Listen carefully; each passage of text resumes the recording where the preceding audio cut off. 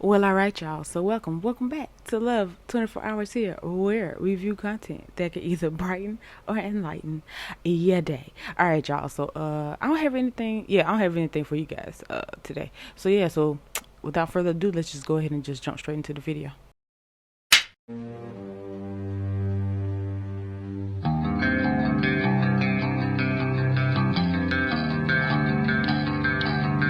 What would happen to your body if you blew lotus flower or drank blue lotus flower tea every day? In the first day, the apomorphine compound in blue lotus would start to react with chemicals in your body to stimulate the production of dopamine, which is responsible for feelings of happiness. In the second day, you would feel extremely calm and relaxed as your stress hormone cortisol is lowered. You would also have very vivid and even lucid dreams due to blue lotus's long history of being used in ceremonies and rituals for its ability to induce a dream-like hypnotic state. Safe to say that anything that's earth will charge you. Yes. Rocks. Mountain. The tree. People be like, man, it's cold outside, KT. I ain't about to take my socks off. I'd be like, hug a tree. And if that's too sensitive for you, just be real cool and lean up against it. What does that do? The tree reaches up to the sky, but it's also On the ground. grounded deep in the earth. So that's like the ground sideways. You just touch it, and that's like you putting your feet in the ground. Because just like the soles of our feet, we have like the white part, and then it's brown on top. Where else is that on our body? On our hands. So we could do the same thing with our hands and put them on the tree, and we'll get that grounding effect. And it'll warm you up. Warm you up, charge you up, heal you up. How many times I done had colds and everything like that? I went and leaned on a tree, and the tree be like, I'll take that off you. Give me that. They've been here a lot longer. They know what they doing.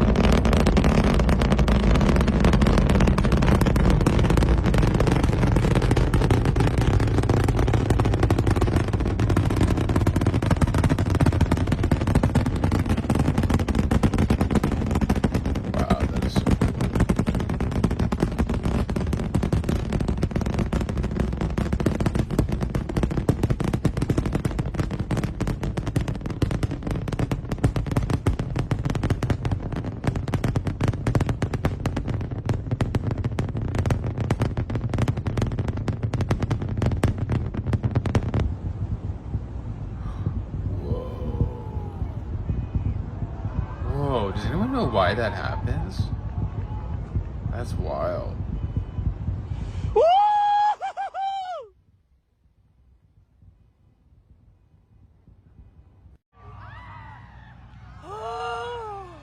Shut the fuck up. Oh my god.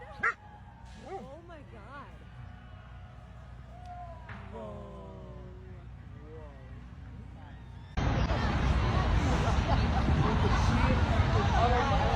Sir, can you check this out? What is that? What? What is that in the top?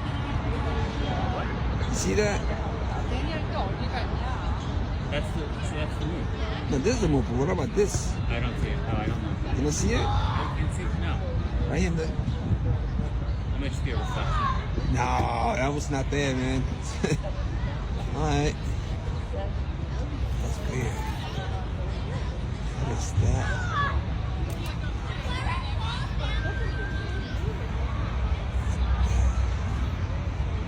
It's a UFO.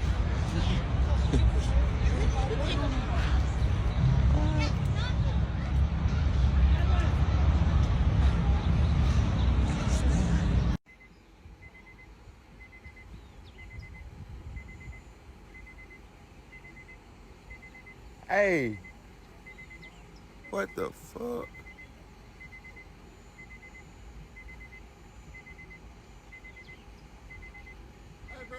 It was just two. Hey, it was just two, like, it's two figures in the air. It's 2 figures in the air. It's 3. Hey, it's like 4 on, bro. It's like 4 suns lined up.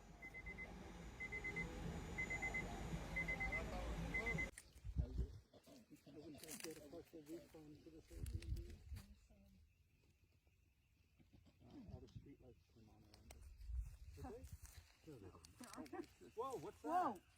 Oh my, I knew it's a left-wing cover-up. This is what they're covering up. What is that? Take a picture. Take a picture. TMZ will buy it. It's a drone? Drones don't light up like that. That's an alien right there. Hello? Holy shit, what the hell is that? We have confirmed that the Eclipse is a cover-up for alien activity. Jonathan, look at it. The deep state is lying to us. Look at it. Okay, I think we're about to be possessed. I actually think that's really creepy and I don't like it.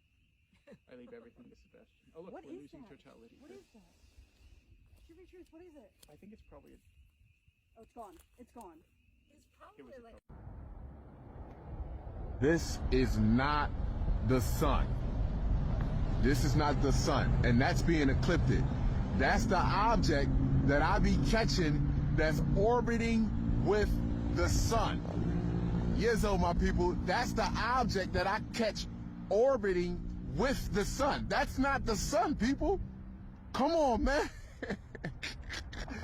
This is not the sun. You see that bright light to the right where it's heading toward? Watch this. Come on. Look at how it just blend in. Oh my gosh. Look at that. That is not the sun that this is being eclipsed on. OMG. You bastards. They lie. Back up. This is so cool. What's that? What is that?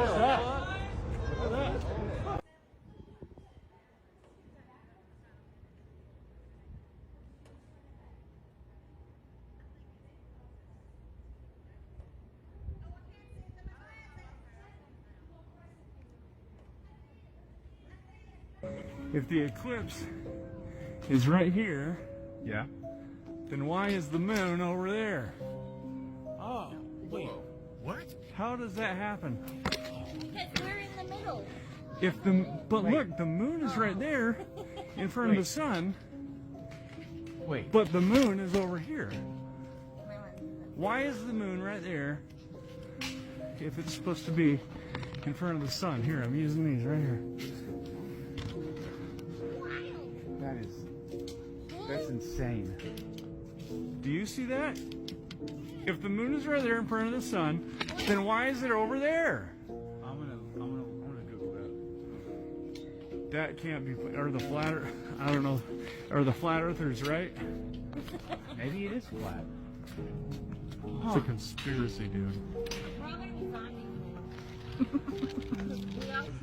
All kinds of weird shit going on, bud.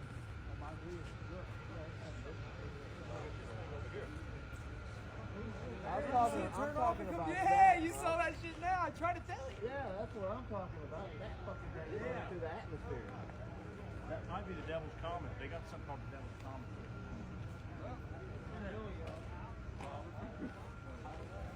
Look that way. Creepy as fuck out here. See that on Earth? Does someone want to explain to me what the hell that thing is? While we're almost in a full total eclipse where the moon is almost completely over the moon. What is that? So NASA said, don't film this with your phone. It could ruin your camera. Well, I filmed it with my phone and my camera's 100% fine. Is it because they didn't want you to capture this? Like there's this blue ray of light as you see in the video, like coming in or shooting out, whatever. And then like that looks like the moon, like that looks like a crescent moon. But the moon was in front of the sun in this particular time. You could say it's a reflection, but why would the reflection be causing this aura of light in this beam of blue light, like warping out? I don't even know, like that's insane. Someone just tell me, what is this? caught this during my life.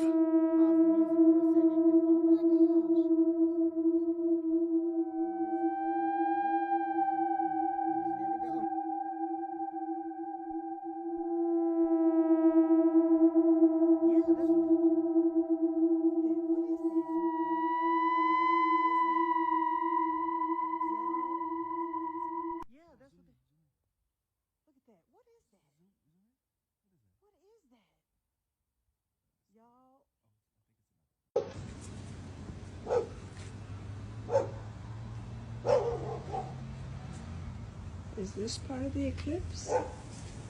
I don't know. It could be. Looks strange. I've never seen it before.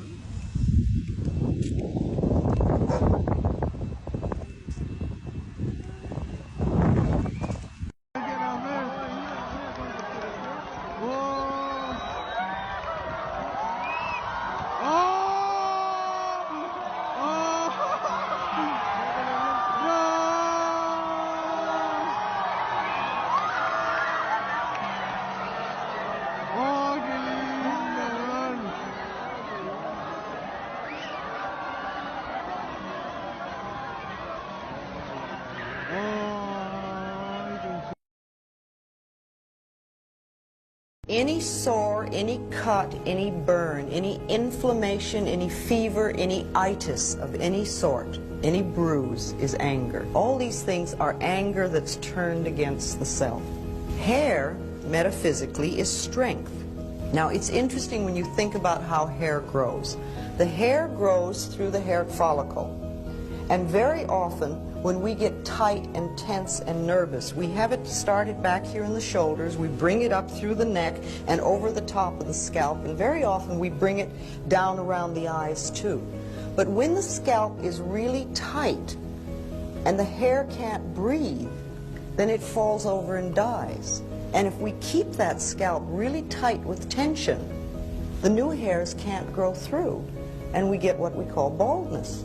Now, just for a moment, I would like everybody in the room to relax their scalp. Okay, did your scalp move? You don't have to tell me, just know yourself. That means that you normally keep your scalp in a state of tension. And it might be a wonderful exercise for you about 10 times a day to just say, scalp, you can relax. Just let go. And begin to make a habit of relaxing your scalp. Tightening your scalp does not do anything in the world. I was running through the 6 with my woes.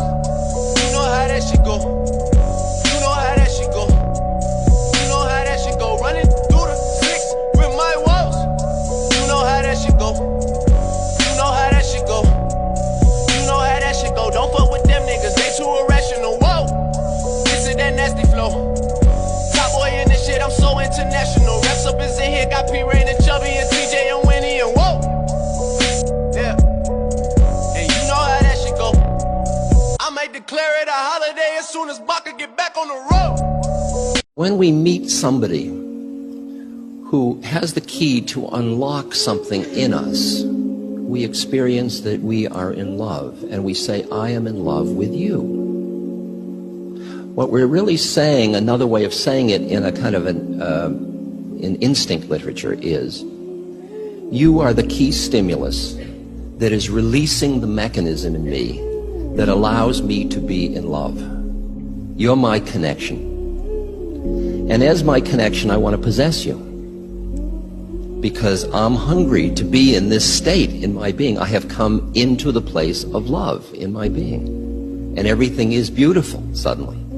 But it only happens when you're around. So where will you be Thursday? And where will you be Friday? And where will you be for the rest of my life? And the tendency is to want to possess the beloved, which, as you and I both know, is one of the quickest ways to destroy the experience.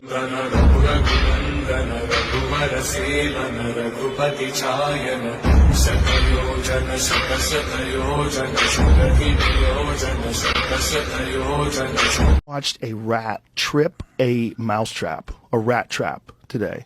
Have you ever seen this? Yes, watch this. So look at this rat. This rat goes, he realizes that's a trap, There's a nice piece of cheese on it. So he brings a stick. And he trips the fucking trap. I mean, come on, man. How smart are those little motherfuckers? That little tiny ass brain. How smart is he? He's using tools. He's using a tool, that's right. I mean, that's incredible. I mean, it's really incredible. And he knows what he's doing. He didn't even freak out. Look, see how he reacted? No, it didn't startle him at all. At all. No. Just until recently, we've realized how intelligent ravens and crows are.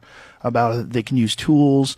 They understand water displacement. So if they can't drink out of something, they'll drop rocks into it so the water level raises so that they can drink out of it. Oh, yeah. I mean, it's brilliant stuff. Well, they're so clever. They're so clever. And it's so interesting, our thoughts about intelligence.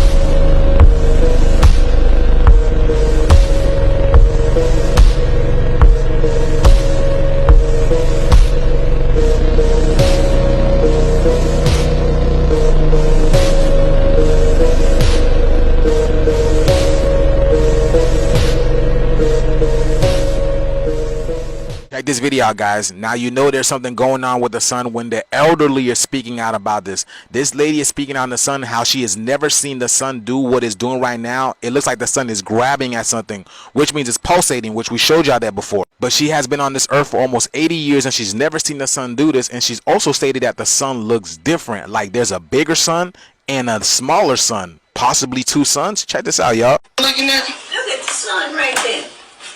What's it doing? See that? It look like it's doing it. That's what people say. That's what people are saying. Huh? Yeah, but don't stare at it too long. People say it's flashing too like that. So you've heard that before? Yeah. I've never seen that. And this yellow spot around. Look there.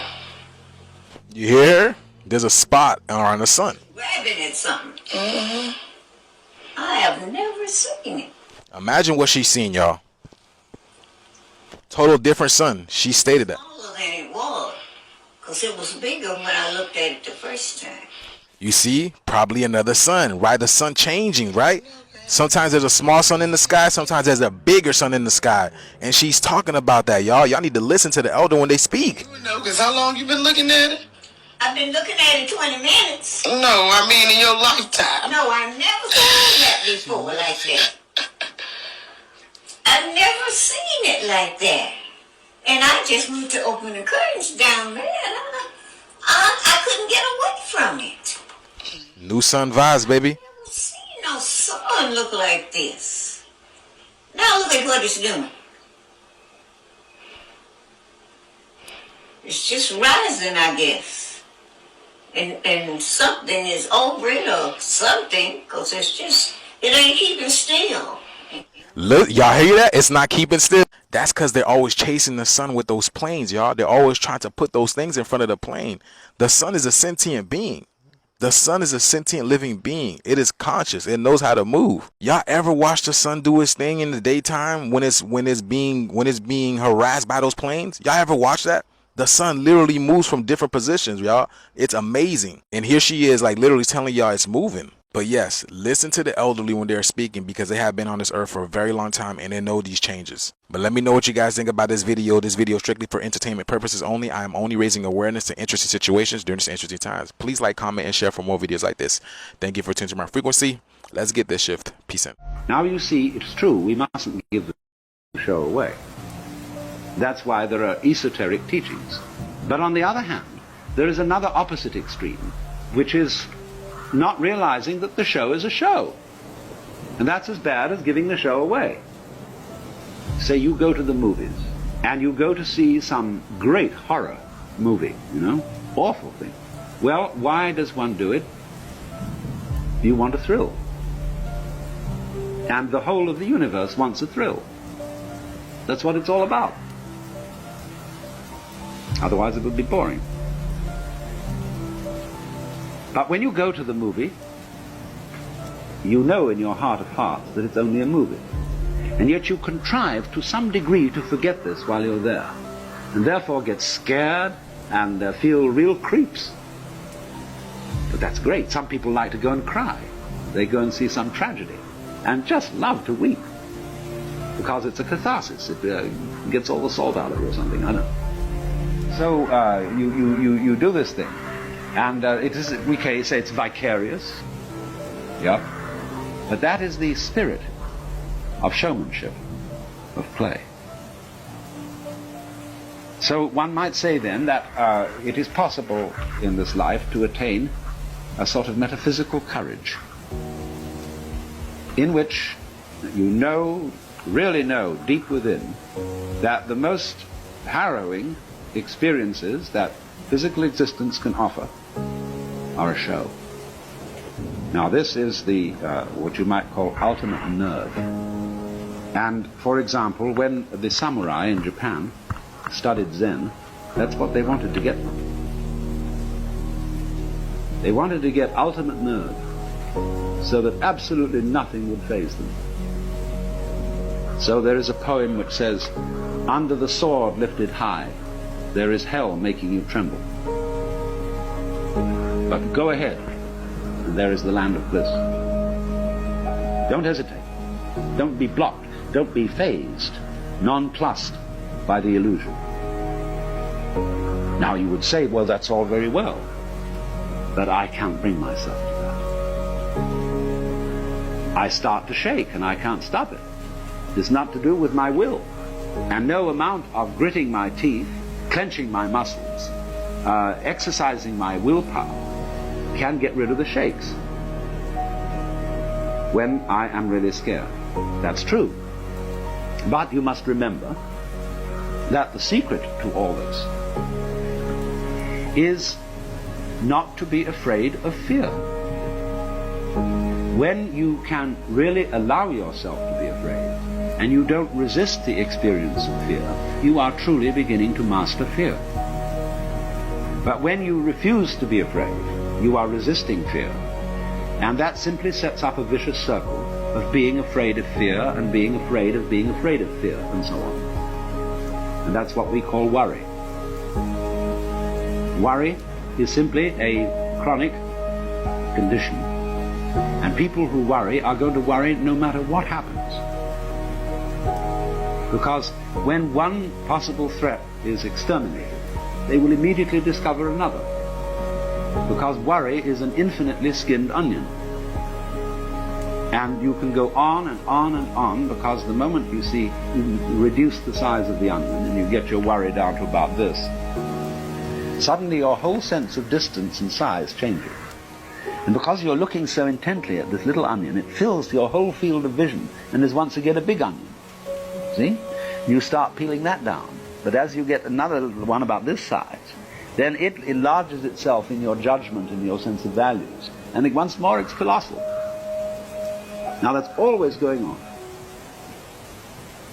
So if you are disposed to worry, there is always plenty to worry about. You make plenty of money and you have no troubles about that, then you start wondering if you're going to get a disease. And the doctor says, no, it's all right, you've nothing wrong with you. Then you wonder if you're going to get into an accident. And then you take precautions, and then you wonder if there's going to be a political revolution, whether your house is going to be robbed. There's always something. So it is really, this kind of worrying is a completely useless pursuit. And yet, we feel a little guilty if we don't do it. Because it's somehow put into us that a proper amount of worrying is showing a good sense of responsibility. You're concerned. And all people, you might say, who are socially conscious are concerned. So when we say, I'm concerned, it means I have a frown on my face. And I'm worried about you, about the nation, about the war, so on, and so on. And Tillich said, religion is ultimate concern. I am concerned about the universe. But what I call concern, or the way I would want to interpret it, instead of this sort of frown, is something more like amazement. In other words, that existence is extremely peculiar. I can't explain this feeling because I don't know quite how to ask a question about existence so that I could be said to be wondering about it in some sort of clear thinking way. It's a very nice thing to consider to yourself that if you were going to have an interview with the Lord God, and you would have only 5 minutes, and you might ask one question, what would you ask? And you've got plenty of time to think this over in advance. And you realize, question after question, say, no, that's not really the thing I want to get at. It's not that. Like, do you exist? God would say, well, of course. Yes, here I am. Am I having a hallucination? No. Well, how can I be sure that this isn't a hallucination, you see? And then you reject all that sort of question. And when you finally come down to it, you don't know what to ask. There is a sort of question in your mind, not so much a question as a questioning. A feeling of, it's all unbelievable. It's amazing. I wonder at it, I marvel at it. It is a miracle that there is anything. But that feeling, you see, of the marvelousness of being is what I call, or would want to mean by Tillich's phrase, ultimate concern. It's also love is involved in it. See, that's the part of the problem of an abstractionist culture such as ours. As I indicated, we are not materialists, we are abstractionists. A materialist is a lover, and therefore is somebody related to the present. Because you see, you can't love except in the present. So, if then you try to obliterate fear, the fear that black may win, you're working in the wrong way. To attack a fear is to strengthen it. Because immediately you feel guilty if you don't succeed, or you feel inadequate. But fear is something that arises naturally and spontaneously under certain circumstances, just as you will feel warm if you get near a fire.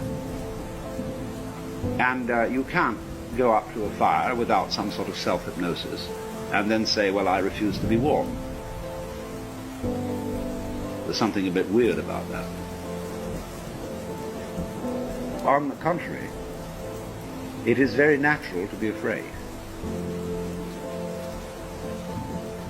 And so if you don't try to knock it down, you don't try to make yourself over into some sort of preconceived idea of what you ought to be.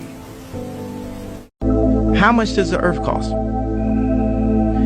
I'm gonna buy the entire earth and be king.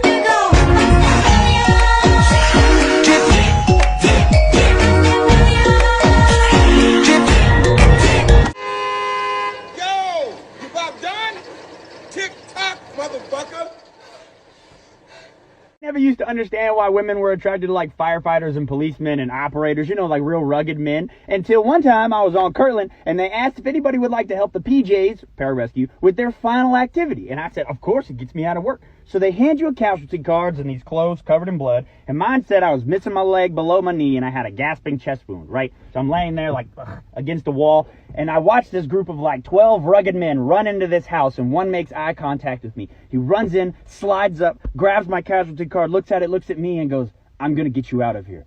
Don't you worry." Oh! Sir, what the fuck, man? And then you pick me up like I don't weigh anything, and you carry me out of the building? I was 100% straight when I walked in here on my day off from work, and now I'm all like, you know, I don't get it. Help this beautiful young lady up on the stage. How old are you, baby? Oh no, put her back. Put her back.